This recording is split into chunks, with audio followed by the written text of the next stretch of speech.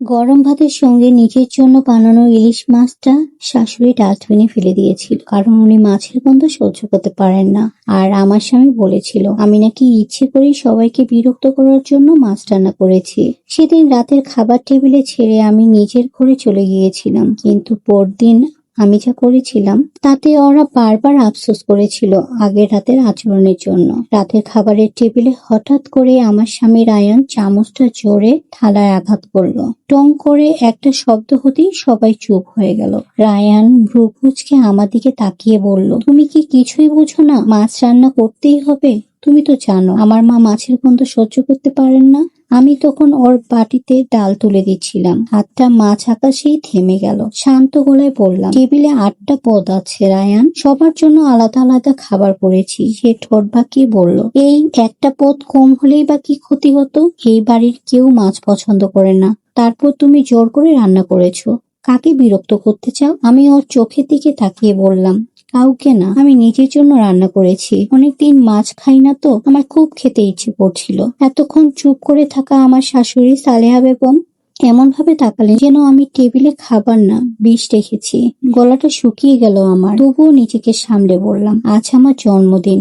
বাবা বেঁচে থাকতে প্রতি জন্মদিনে আমাকে ইলিশ মাছ ভেজে খাওয়াতেন। সেই স্মৃতির জন্যই বানিয়েছি। কারো ভালো না লাগলেও না খেলে হবে। টেবিলে তো আরো অনেক কিছু আছে। রায়ানের মুখ আরো শক্ত হয়ে গেল। এই গন্ধওয়ালা জিনিসটার দরকার কি ছিল? মুহূর্তেই বুকের ভেতরটা মোচড় দিয়ে উঠল। সারাদিন অফিস করে ফেরার পথে বাজার গিয়েছিলাম, নিজ হাতে মাছ কিনেছি, ঘন্টার পর ঘন্টা দাঁড়িয়ে পরিষ্কার করেছি, মশলা বেটে রান্না করেছি, শুধু নিজের জন্য, শুধু একটা দিনের জন্য। কিন্তু তাদের চোখে সেটা ছিল ভয়ঙ্কর অপরাধ। টেবিলে রাখা বাকি 7টা পদ ছিল এই পরিবারের পছন্দ মতো। শাশুড়ির জন্য কম তেলের মশলার সবজি, রায়ানের জন্য পেঁয়াজ ছাড়া মুরগির ঝোল, ননদ মেহরিনের জন্য ঘি ছাড়া পোলাও। কেউ কি খেতে পছন্দ করে, কি অপছন্দ করে, সব আমার মুখস্থ। 5 বছরে একদিনও ভুল করিনি।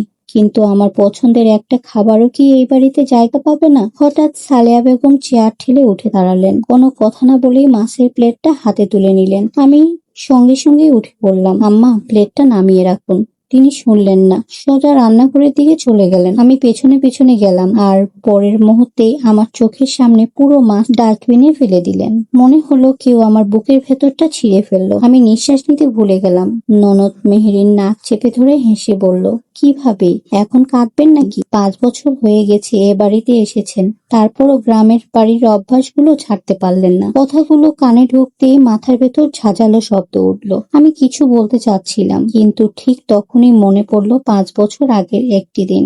বিয়ের মঞ্চে বসে রায়হান আমার হাত ধরে বলেছিল, তোমার সব পছন্দ অপছন্দ আমি সারা জীবন মনে রাখবো। সেই মানুষটা আজ আমার দিকে তাকিয়ে আছে বিরক্তি নিয়ে। 5 বছর আমি এই পরিবারের প্রত্যেকটা মানুষের যত্ন নিয়েছি। কেউ অসুস্থ হলে রাত জেগে থেকেছি, কার কি খেতে ভালো লাগে কি ভালো লাগে না সব মাথায় রেখেছি। কিন্তু আমার কথা, আমার পছন্দ, আমার জন্মদিন কাউকে কি একবারও মনে করিয়ে দিতে হয়েছে? নাদিয়া, রায়হানের কণ্ঠে ধমক। আমি তাকালাম। সে আঙ্গুল দিয়ে টেবিল চাপড়ে বলল, নাটক অনেক হয়েছে।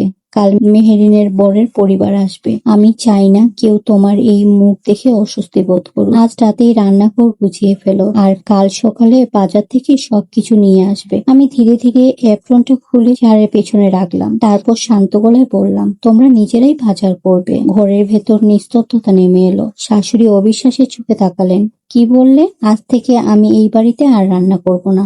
রায়হানের মুখ লাল হয়ে উঠল।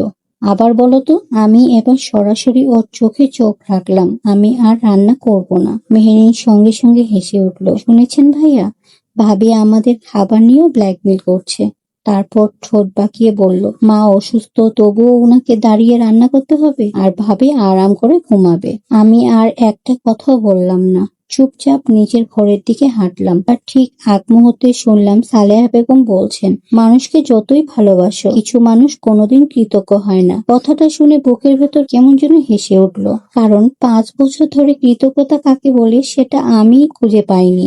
আর ঘরে ঢুকে দরজা বন্ধ করলাম, পর্দা টেনে দিলাম, তারপর বিছানার কোণে বসে ফোনটা হাতে নিলাম। বাইরে তখনও ওদের কথা শোনা যাচ্ছে। হঠাৎ রায়ানের কণ্ঠে ভেসে এলো, ওকে নিয়ে মাথা ঘামিও না। ওর বাবা মা কেউই বেঁচে নেই, যাওয়ারও কোথাও নেই। 2 দিন রাগ করবে, তারপর ঠিক হয়ে যাবে। কথাগুলো শুনে বুকের ভেতরটা হিম হয়ে গেল। তাহলে এটাই ওর ধারণা, আমার কোনো আশ্রয় নেই বলে আমি সব অপমান সহ্য করে যাব? চোখের কোণে পানি জমে উঠল, কিন্তু এবার কান্না এলো না, বরং ভেতরে ভেতরে একটা সিদ্ধান্ত শক্ত হয়ে উঠল। ফোনের কন্টাক্ট লিস্ট করলাম, অনেকক্ষণ তাকিয়ে থেকে একটা নাম্বারে কল দিলাম।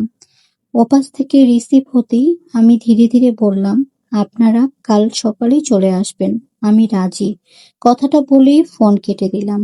ঘরটা অন্ধকার হয়ে গেল, আর আমার বুকের ভেতর জমে থাকা অপমান, কষ্ট আর অভিমান মিলে একটা ঝড় তৈরি করছিল। আমি কখনো চাইনি এমন সিদ্ধান্ত নিতে, কিন্তু ওরা আমাকে সেই জায়গায় ঠেলে দিয়েছে। আর পরদিন আমি যা করেছিলাম সেটার জন্য ওরা বারবার আফসোস করেছিল।